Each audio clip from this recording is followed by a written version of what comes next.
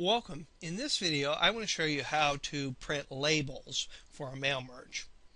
Now, whenever you're doing a mail merge, you're always going to be working with two documents. You're going to be working with your main document, which in the case of labels or envelopes is just going to be a blank document like what you see here. You're also going to have your data document that has all the names and the addresses for your mailing in it. We have another video that will show you how to set up a data document for a mailing. So here we are in the main document, again just a blank document, and we want to begin to create the labels. So I'm going to go ahead and click on mailings here, and now your first instinct is going to be to click on labels right here.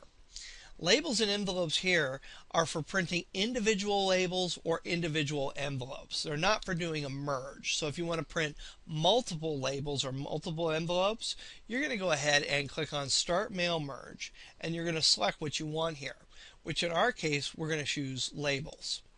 When we choose that, it's going to go ahead and bring up this Label Options dialog box. And here you're going to go ahead and choose the kind of labels that you're printing. You need to choose the label vendor, which I've chosen Avery US, and again you would just choose whatever vendor you normally use. And then you're going to go ahead and choose the actual label that you're going to print. And in my case, I want to print Avery 5160s, and those are just the normal mailing labels. So I selected my label, and now I'm going to go ahead and click OK. And when you do that, you're going to see a grid appear on your page. Now this grid won't print. They're merely guides to show you where the individual envelopes are.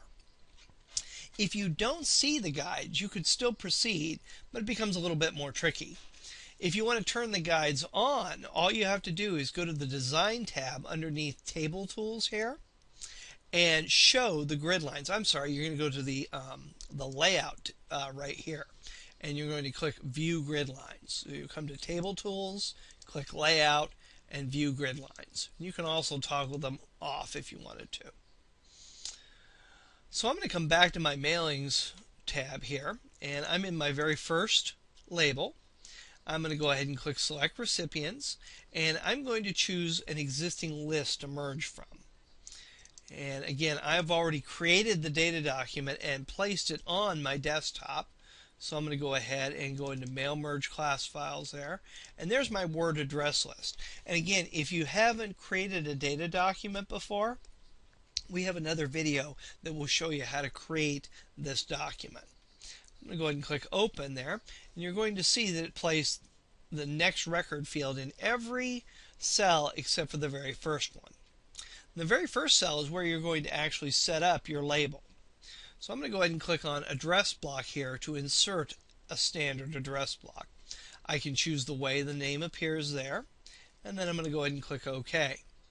So now I've got Address Block there. But you're going to notice that Address Block is actually in the first label, but in none of the other labels here. And that's going to present us a problem. Because if I go ahead and click Preview Results here, I can see the label or the information for the first label, but everything else is blank. So that's going to be a problem. So I'm going to click on Preview Results here, and the answer to that is you need to duplicate this address block on every label in your mail merge. Now you don't have to manually do that. All you actually have to do is click in that first label and click Update Labels right here. And you're going to see when you do that, it placed a address block in every cell on your label sheet. Now when I go ahead and click Preview Results, I can actually see the information on each record. When you're finished, you can come here to click Finish and Merge, and we're going to do this to individual documents. And we want to do the whole merge. I'll click OK there, and there is my sheet of labels ready to print out. So labels are very simple to work with inside of Word. From this point on, you can go ahead and use all the tools on your Home tab to format these and set these up exactly the way you want if there are some differences.